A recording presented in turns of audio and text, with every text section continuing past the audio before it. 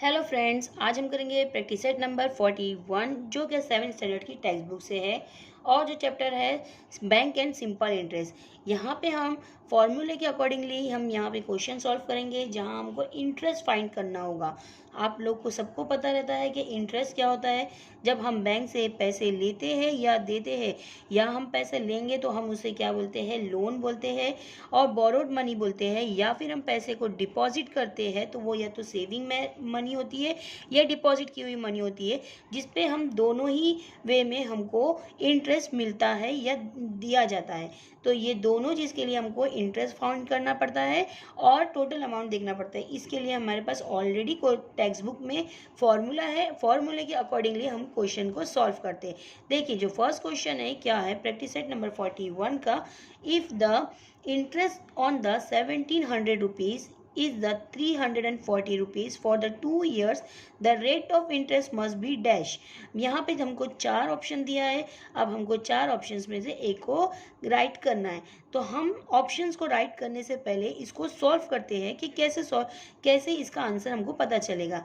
तो फॉर्मूले के अकॉर्डिंगली हमारे पास जो नंबर्स है उसको हम पुट करेंगे।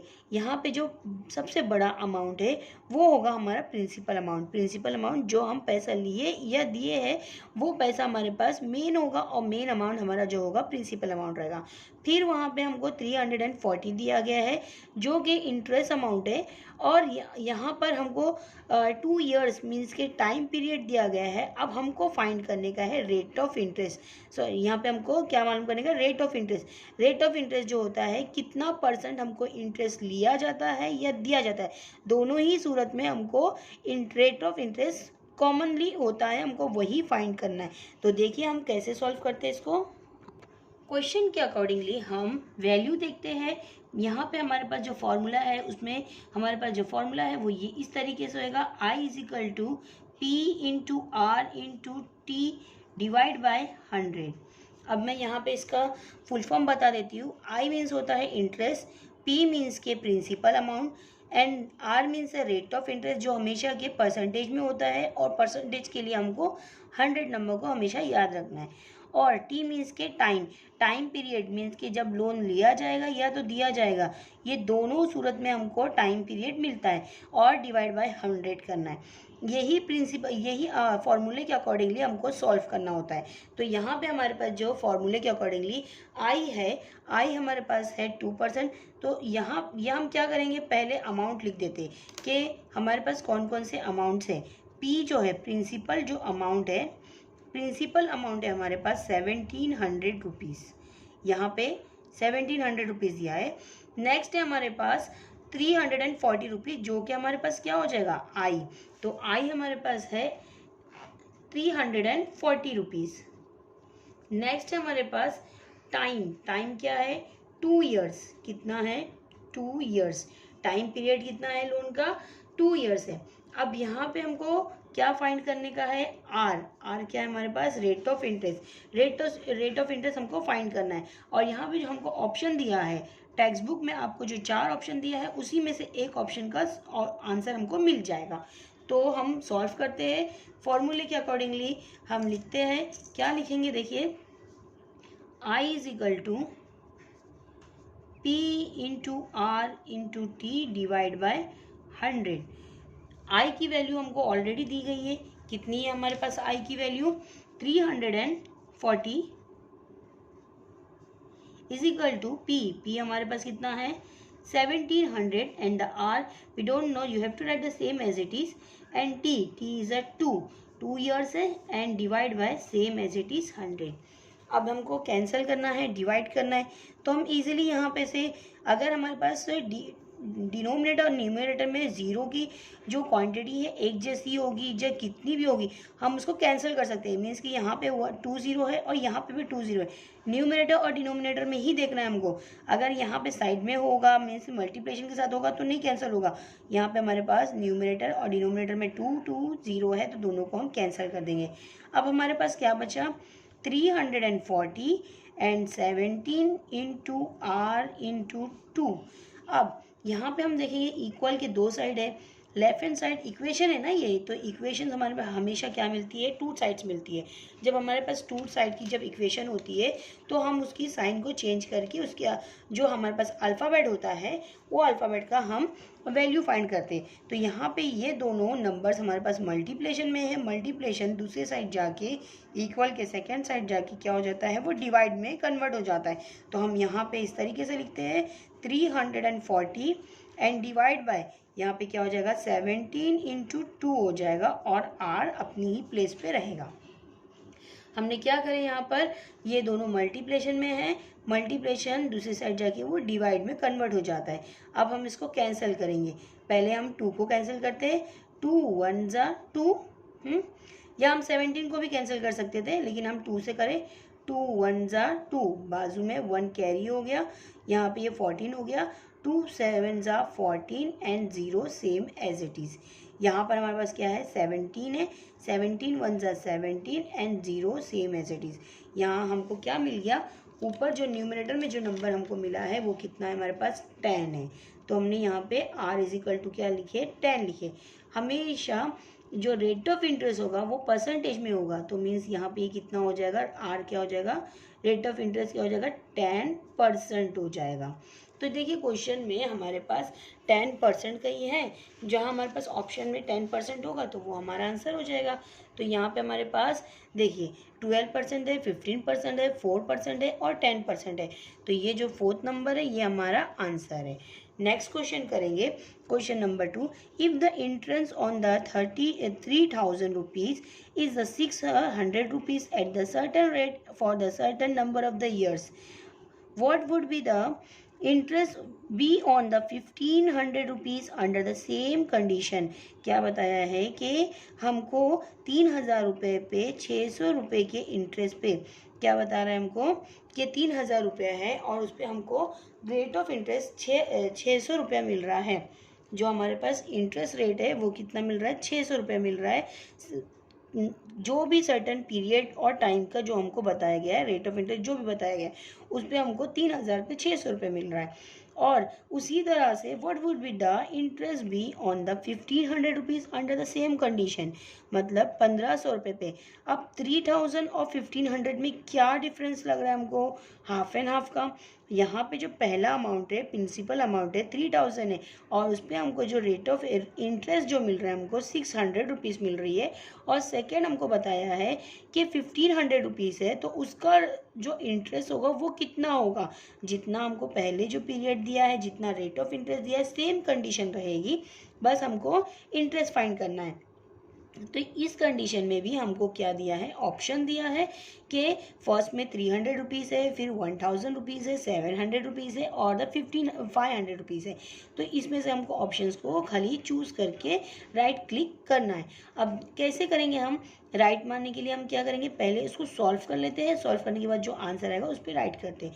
तो देखिए कैसे करेंगे, यहाँ पे हमारे पास जो P है, P क्या है, हमारे पास प्रिंसिपल अमाउंट है 3000 रुपीज़ फर्स्ट की, तो हम यहाँ पे P1 लिख देते हैं। उसी तरह से हमारे पास जो इंटरेस्ट है फर्स्ट का कितना है, इज इक्वल टू हमारे पास क्वेश्चन के अकॉर्डिंगली कर रहे हैं 600 रुपीज़ है। दूसरा भी प्रिंसिपल अमाउंट ही है तो यहाँ पे मैं P2 लिख दी और P2 में हमारे पास कितना है 1500 है, जिसमें हमको क्या मालूम करने का है, I2 हमको फाइंड करना है। तो हमने इस तरीके से लिख दिए। अब यहाँ पे देखेंगे जब हमारे पास ये जो दोनों हो रहा है, इसमें हमको प्रिंसिपल अमाउंट फर्स्ट और सेकंड में क्या बता रहा है कि फर्स्ट में 3000 है तो सेकंड में 1500 है। अगर यहाँ पे रेट इंटरेस्ट हमको 600 रुपये मिल रहा है तो इसका ये हाफ ही मिलेगा, बट लेकिन हमको इसको फाइंड करना है। तो क्योंकि ये हाफ अमाउंट है तो यहाँ पे भी हाफ अमाउंट हो जाएगा, लेकिन हम क्या करेंगे इसको इनवर्स रिलेशनशिप से, मीन्स के इनडायरेक्ट जो कन्वर्स होता है उससे हम सॉल्व करेंगे।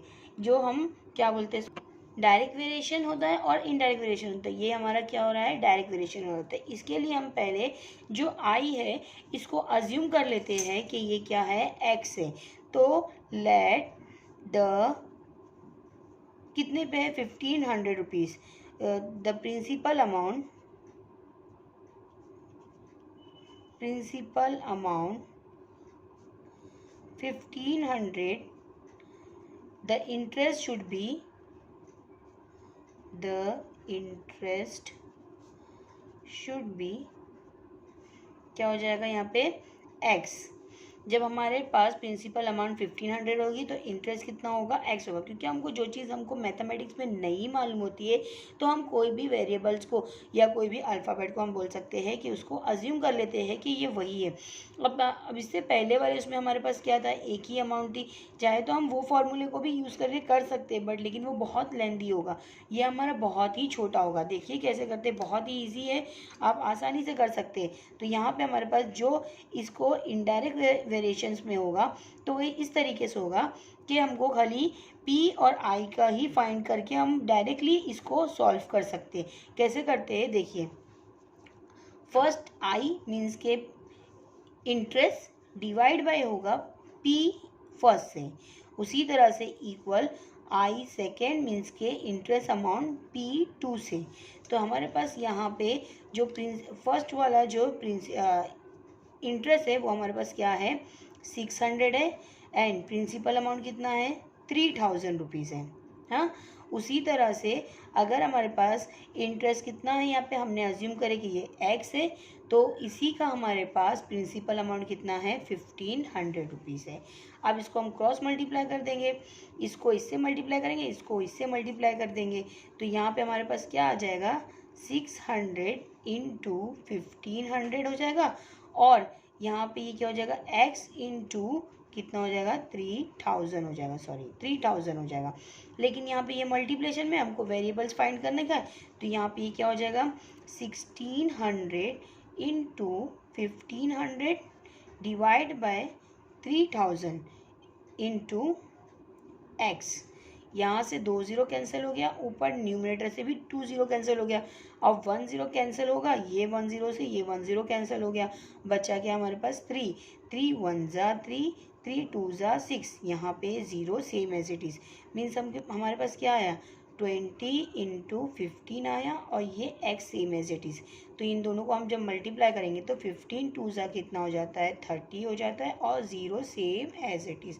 तो x की वैल्यू जो हमको मिली है कितनी है 300 है, लेकिन ये हमारे पास कौन सा था principal amount of the interest of the 1500 का जो हमारे को इंटरेस्ट अमाउंट था वो हमारे पास क्या आया है 300। तो यहाँ हम क्वेश्चन में देखते हैं कि हमारे पास 1500 कोई ऑप्शन है या नहीं है, तो यह फर्स्ट में ही हमको 300 रुपीज़ ऑप्शंस में दिया गया है, तो ये हमारा राइट आंसर होगा, तो इसको हम यहाँ पे टिक कर सकते हैं। नेक्स्ट क्वेश्चन पढ़ेंगे, क्वेश्चन नंबर जो 3 है, क्या है देखिए, Javed the deposit 12,000 rupees at the 9% per annum in the bank for the same years, some years, and the withdraw his interest every year. At the end of the period, he had the receive altogether 17,400 rupees. For how many years had he deposited his money? क्या बता रहा है कि जावेद ने 12,000 rupees deposit किया था bank में at the rate of the 9%। कितने साल के लिए ये हमको बताया नहीं, सम ईयर्स टाइम हमको दिया नहीं गया है। At the end of the year period, जब पूरा पीरियड कंप्लीट हो गया, he had the receive all together कितना 17,400 रुपीज़, मीन्स यहाँ पे इसने डिपॉजिट किया था जो अमाउंट था वो 12,000 है, और यहाँ जो उसको रिसीव हुआ जब उसका पीरियड कंप्लीट हो गया तो उसको जो रिसीव अमाउंट मिला है वो कितना है 17,400 रुपीज़ है। यहाँ हमको क्या मालूम करने का है, for how many years had he deposit his money, उसने कितने साल के लिए अपने पैसे को डिपॉजिट किया था। मीन्स यहाँ पे हमारे ये जो फर्स्ट हो जाएगा ये प्रिंसिपल अमाउंट पी हो जाएगा, ये आर रेट ऑफ इंटरेस्ट हो जाएगा। अब हमको ईयर्स नहीं दिया है तो टी हमको मालूम करना है, और प्लस हमारे पास इंटरेस्ट भी फाइंड करने का है। Withdraw is interest every year, वो हर साल इंटरेस्ट विड्रॉ कर रहा था, लेकिन वो कितना विड्रॉ कर रहा था वो भी हमको मालूम करना है। तो हम किस तरह से करेंगे देखिए, क्वेश्चन के अकॉर्डिंगली मैंने यहाँ पे वैल्यू रखी हूँ कि पी प्रिंसिपल अमाउंट कितना है 12,000 रुपीज़ है, रेट ऑफ इंटरेस्ट 9% है, और टी हमको मालूम करना है, इसके लिए क्वेश्चन मार्क है। आई भी हमको पता नहीं है, इसके लिए भी क्वेश्चन मार्क है। और टोटल अमाउंट हमारे पास कितनी है, 17,400 रुपीज़ है। तो अब हम पहला इंटरेस्ट फाइंड कर लेते हैं। इंटरेस्ट फाइंड करने से पहले हम क्या मालूम करेंगे कि इसके पास पहले इंटरेस्ट कितना है, ये मालूम करने के लिए अभी हमारे पास प्रिंसिपल अमाउंट कितनी है, 12,000 है, और टोटल अमाउंट उसको जो रिसीव हुई है इतनी हुई है। तो इसमें जो बच जाएगा, जो अमाउंट मिलेगा, जो बीच में जो अमाउंट होगा, वो अमाउंट क्या होने वाला है, हमारे पास इंटरेस्ट अमाउंट होगा। तो हम इंटरेस्ट अमाउंट बहुत ही इजीली फाइंड कर सकते हैं। कैसे इंटरेस्ट अमाउंट फाइंड कर सकते हैं, आई इंटरेस्ट अमाउंट कैसे फाइंड करेंगे, इंटरेस्ट अमाउंट क्या होगा, जो हमारे पास टोटल अमाउंट है, जो टोटल अमाउंट है उसमें से ही हमको प्रिंसिपल अमाउंट को माइनस करना होगा। ये फॉर्मूला हम खुद समझ सकते हैं, बहुत इजी है। तो टोटल अमाउंट में से माइनस कर देंगे प्रिंसिपल अमाउंट। जो टोटल अमाउंट है हमारे पास कितनी है, 17,400 रुपीज़, और माइनस जो हो जाएगी वो कितना हो जाएगी, 12,000 रुपीज़।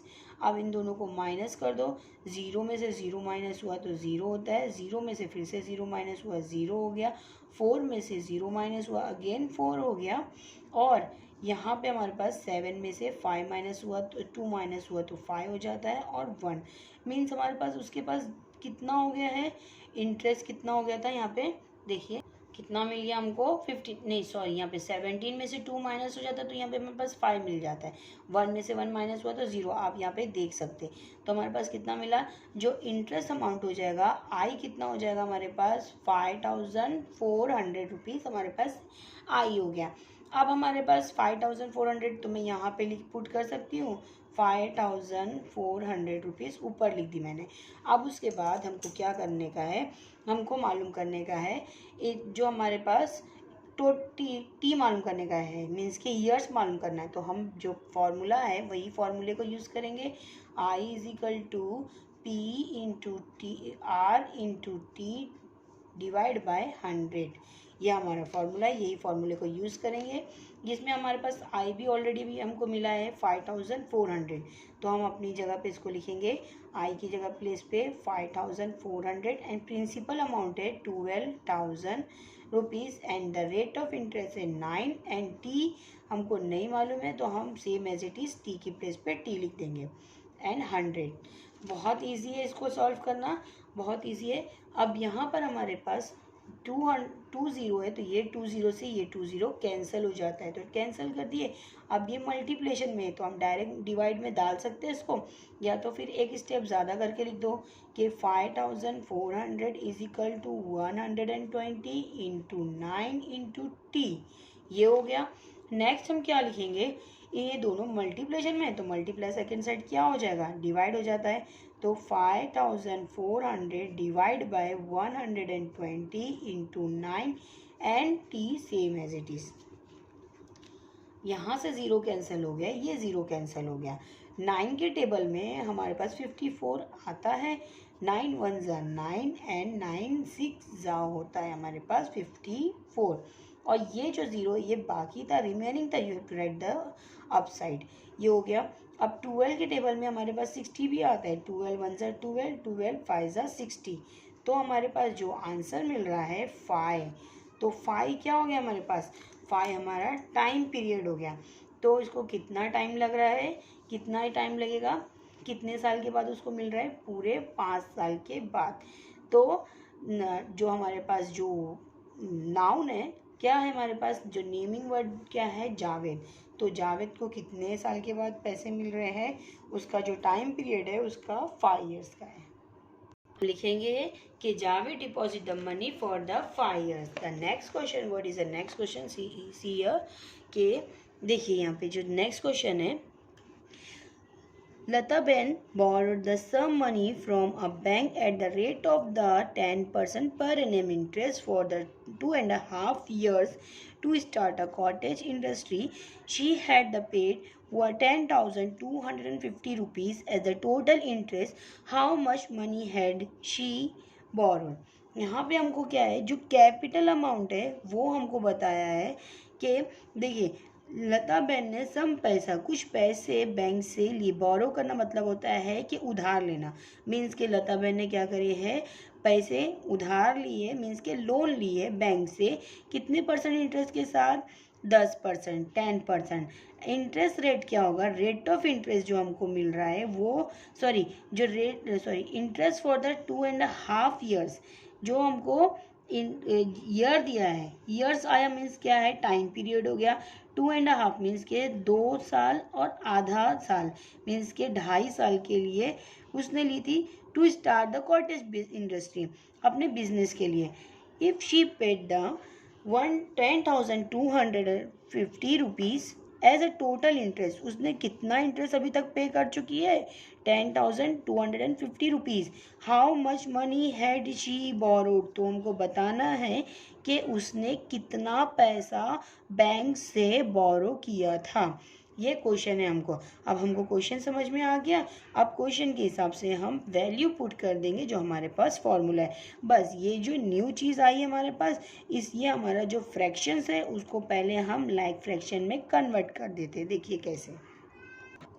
क्वेश्चन के अकॉर्डिंगली हमको पहला लिखना है प्रिंसिपल अमाउंट, लेकिन प्रिंसिपल अमाउंट तो हमको नहीं पता है तो हम पहले ही क्वेश्चन मार्क डाल देते हैं। और नेक्स्ट हमारे पास है रेट ऑफ इंटरेस्ट। तो रेट ऑफ इंटरेस्ट क्या है हमारे पास? रेट ऑफ इंटरेस्ट कितना है? 10% है, ये लिख दिया हमने। और जो टी है हमारे पास वो क्या है? 2.5 मीन्स के 2.5। अब इसको पहले हम फ्रैक्शंस को कंप्लीट करते हैं, लाइक फ्रैक्शन में बनाते हैं। इसको किस तरीके से करते हैं? देखिए, जो डिनोमिनेटर के नंबर को जो रैशनल नंबर से इसको हम मल्टीप्लाई करते हैं और न्यूमरेटर के नंबर से प्लस करते हैं। मीन्स कैसा बता दी? देखिए 2 × 2 + 1, ये हमको फॉर्मूला हमेशा याद रखने का है। जब हमको इसको डिनोमिनेटर को और ये नंबर को कैंसिल करना है तो हम उसको एक जैसा करने के लिए हम क्या करेंगे?